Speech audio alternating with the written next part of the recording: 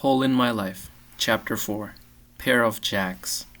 Like every guy, I had read On the Road by Kerouac and wanted to cut loose and roam from coast to coast as he did without thinking of money or travel or anything but the great freedom that awaited me, like a ship heading to sea.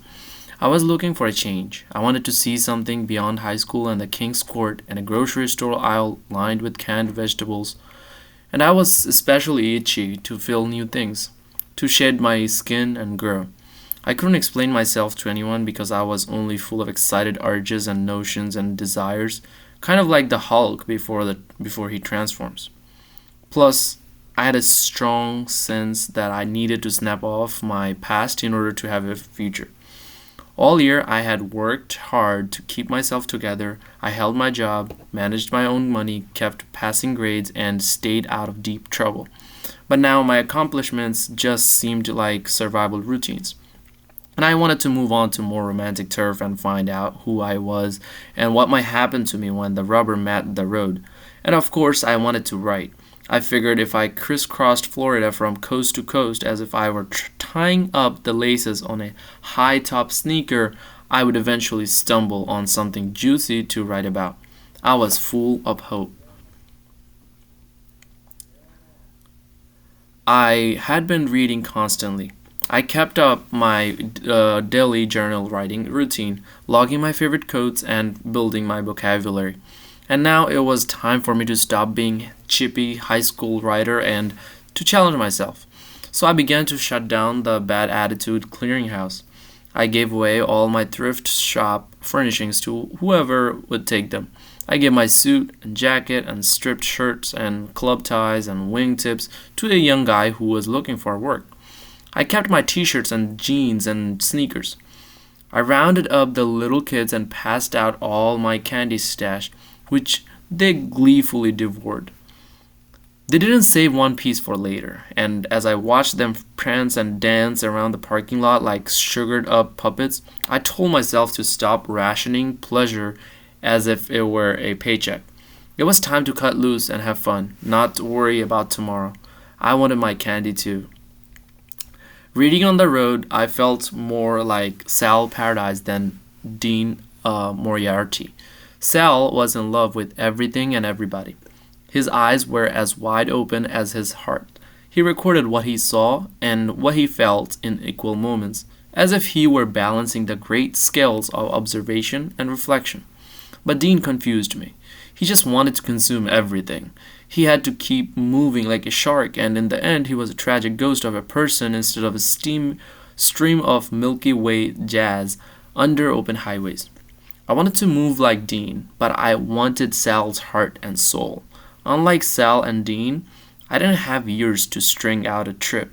I had just over 2 weeks for a mini on-the-road adventure. I knew I was going to join my family in St. Croix,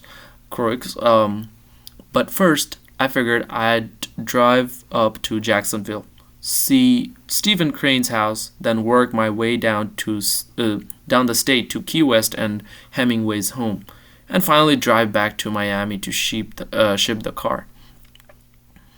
That was all the structure I wanted. As Kerouac wrote, I was a young writer and wanted to take off.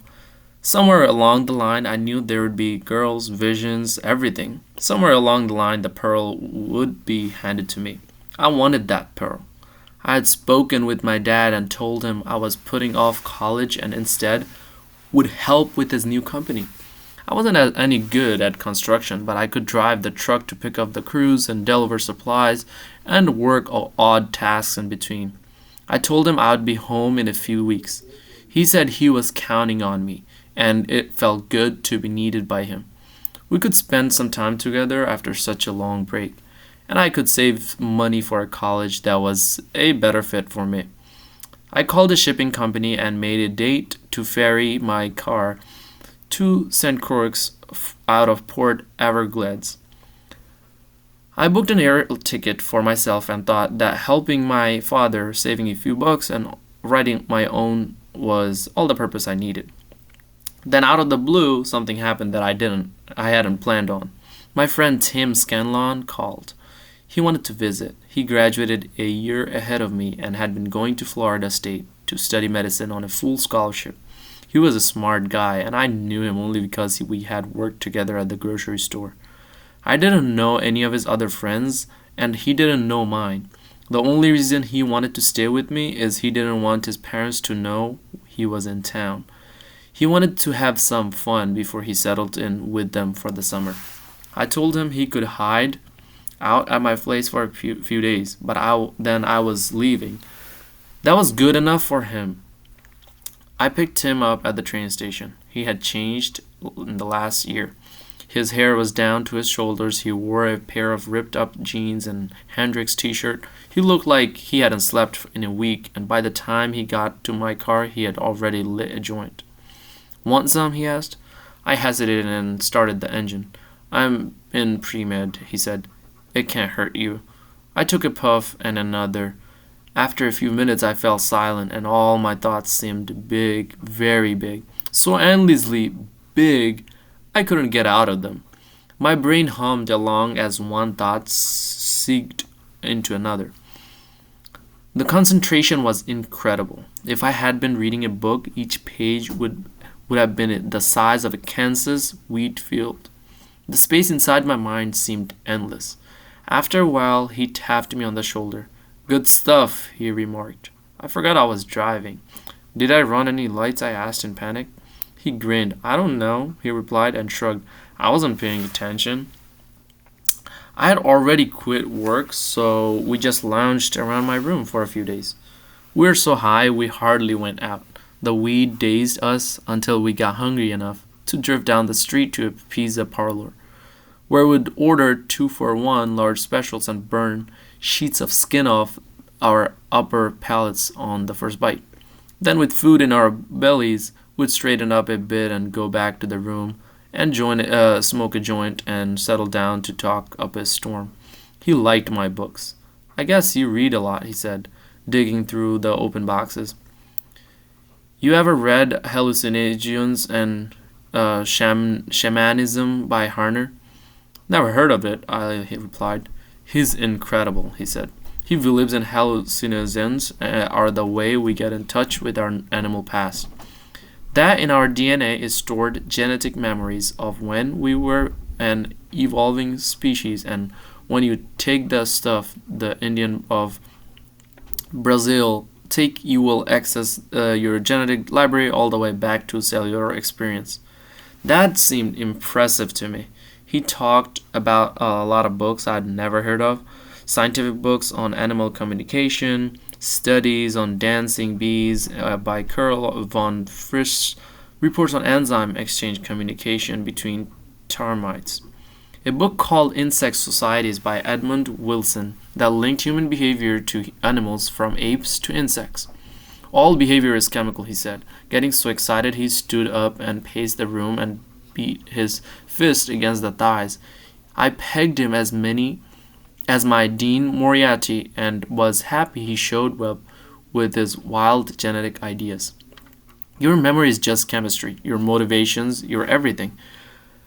You have to read the stuff I read, he insisted. He wrote out a frenzied list, and with each title he let out a hiss of excitement, pushed the hair out of his eyes, and pronounced each book better than the last.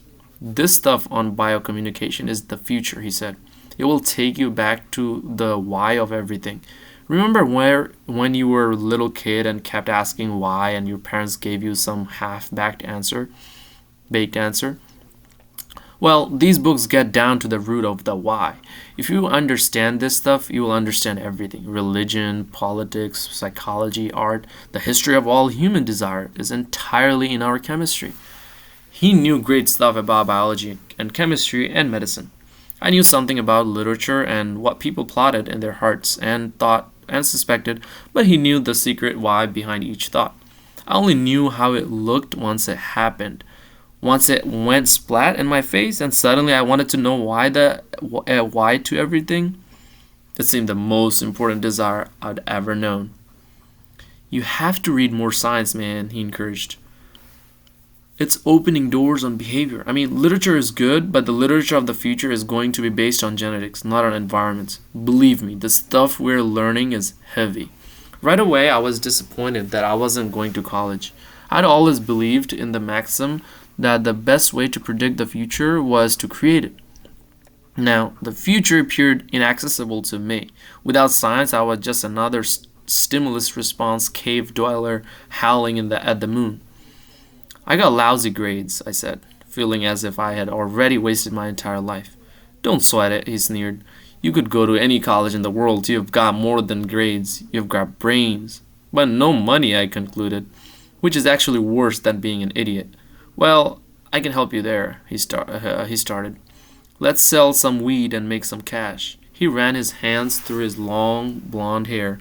We'll drive up to Tallahassee and cop from the guys in the lab there. They grow the most potent stuff, hydroponically. None of the throat-burning yard twigs you cop from hippies, which makes you jumpy. The left stuff is mind-blowing, better than thigh stick. Yeah, I said. I was totally caught up in his vision. He knew things I had never considered, had never heard of. He was on a roll, and I was ready to roll with him. Let's hit the road, I said. It took me a minute to load my car. I trotted over Devi's place and turned in my key and gave her a big hug and a gift I'd been saving for just this moment. She peeled off the wrapping paper. It was a signed photo of Fess Parker, who had played Devi Crockett on the TV show. I'd found it in thrift store. I love it, she hooted. You always have a place here, so keep in touch. As much as I love Devi's, I left the King's Court feeling some vague relief that my high school year in a motel was over. But before I could consider what the relief meant, I was swallowed up by the excitement of the adventure. I drove directly to the grocery store and cashed a check for $300, which was half of my savings. I gave Tim $200 for the score. By the time we got to Tallahassee, it was dark. We checked into a motel and he made a few calls. We're in luck, he said, setting down the receiver. They have just dried a fresh crop and plucking off the buds. I drove him over the school lab and dropped him off. He had a student ID and could hang out there until the dope was ready. I went back to the motel room to wait for his call. 4 hours later, I was still waiting and I began to think that something went wrong. Maybe he wasn't coming back. Maybe he'd been arrested. Maybe he'd dripped me off. I watched TV until I fell asleep. At sunrise, I tried to drive onto the campus, but without a student ID, I was stopped by security at the front gate. I returned to the motel and waited in my room until checkout time. Then I went down to the lobby and sat there all day, trying to read the newspaper. But every time the phone rang, which was every few minutes, my head jerked toward the clerk, who was sympathetic enough to shake his head, no, no, no, with each call. At dusk, I told myself I would leave at sundown. At sundown, I told myself I'd give it just a little more time. I left at 9, when it was pitch black out. I did the best I could to rub him and the rip off out of my mind by returning to my original plan. I got in my car and kicked my butt straight across the state to Jacksonville. In the morning, I found where Stephen Crane had lived and sat in front of the house reading The Red Badge of Courage, which was so good I couldn't figure out why I hadn't read it earlier. Henry Fleming's convictions impressed me. His desire to fight, his fear of being a coward, his renewed battle courage. Suddenly I felt incredibly lucky.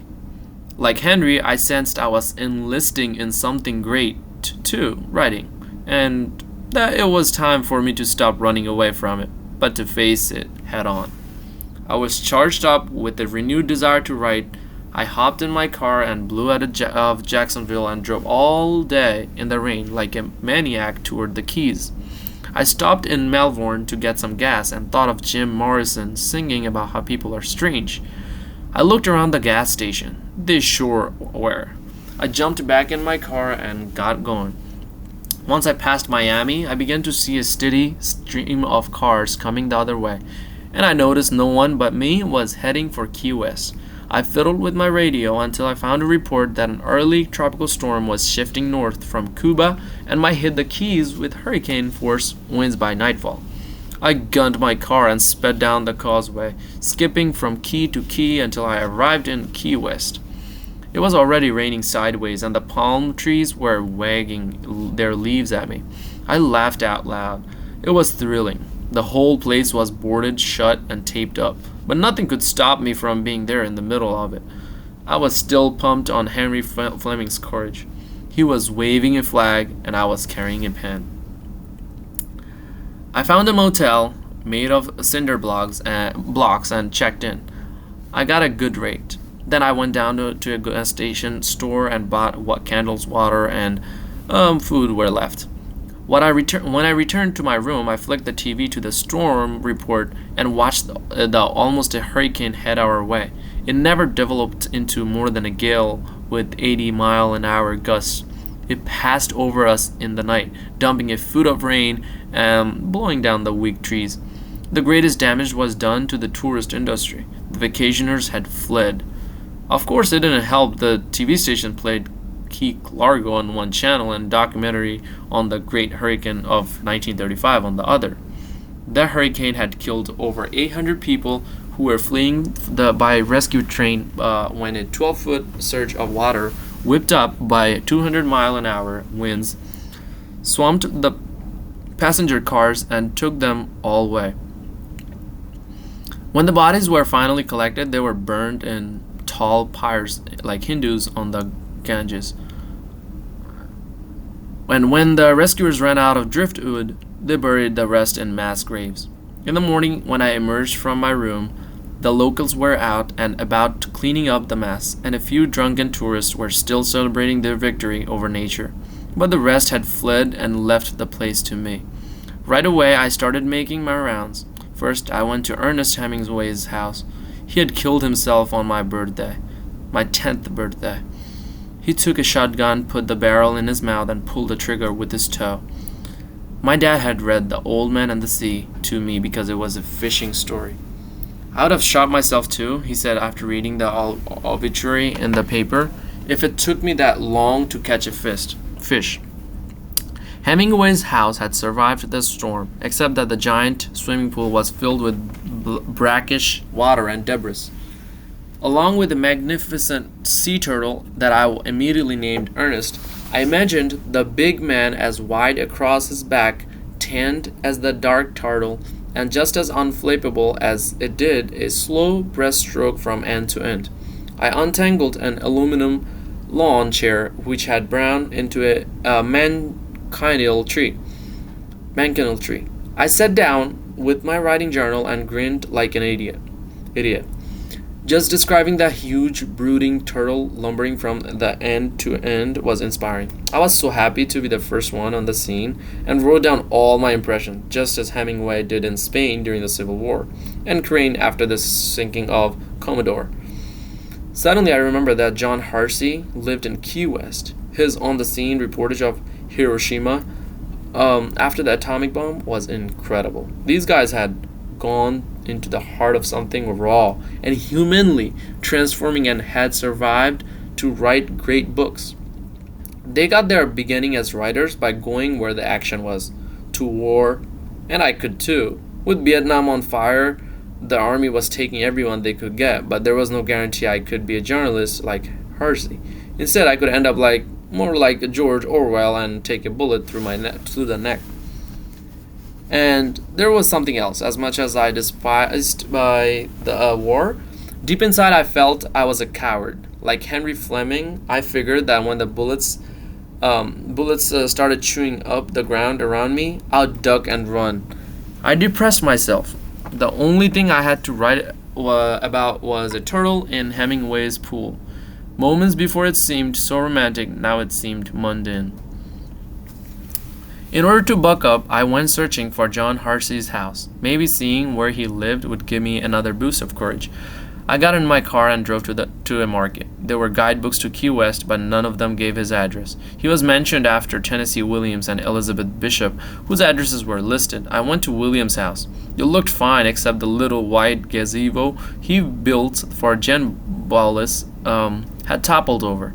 I had read A Streetcar Named Desire, The Glass Menagerie, And like everyone, I thought Williams was a genius.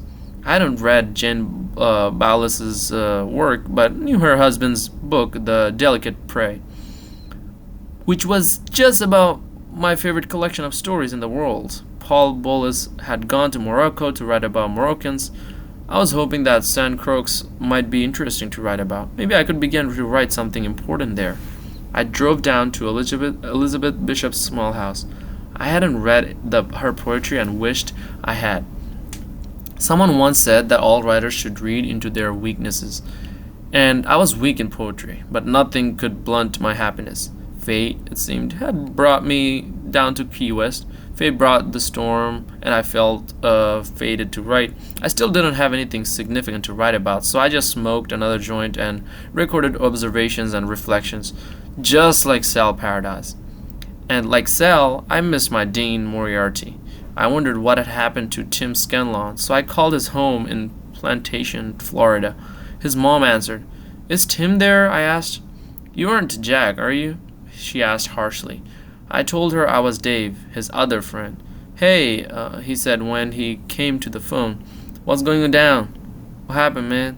I asked. I waited forever at the motel. There was silence. I thought I could hear his mother close the door. Finally he replied, "It was awesome. I had to sample the crop.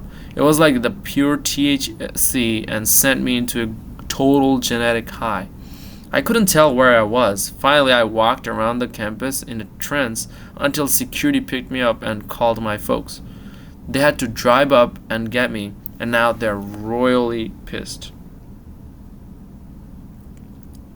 "What happened to the weed?" I asked. "Oh, well, the good news is the security people were potheads and just kept the stash. But the bad news is we lost all your money." I took a deep breath. Money wasn't easy for me to come by. "I'll pay you back when I get working," he said. "Promise." I didn't listen to much after that, and when I got off the phone, I didn't know what to think. I retreated to Sloppy Joe's bar, where Hemingway drank and played cards with his mob of friends, who would then go out in his yacht and try to spot and sink Nazi U-boats with hand grenades. I sat at the bar and read A Movable Feast and cried with a kind of jealous disappointment because that beautiful time in history had passed me by, and the contrast between the lush enchantment of Europe and my welfare motel life was suddenly sad indeed. But I dried my eyes, and after a few beers and a couple of joints around back, I imagined the great books I might write. Of course, I didn't write a word. It was easier to smoke joints and have someone deliver drinks than it was for me to deliver sentences. The next morning, I woke up with blisters on my forearms and hands. I was a born and bred Catholic and thought immediately it was some sort of writing stigmata and that I should get to his church. But then I remembered the chair at Hemingway's house had been lodged in the manchineal tree and must have been coated with a little bit of tree's caustic sap. Ponce de Leon died from a manchineal sap coated arrow, and I figured I was a dead man too. But after a few days of itching, I figured it must have been arrow that killed him, because I recovered just fine.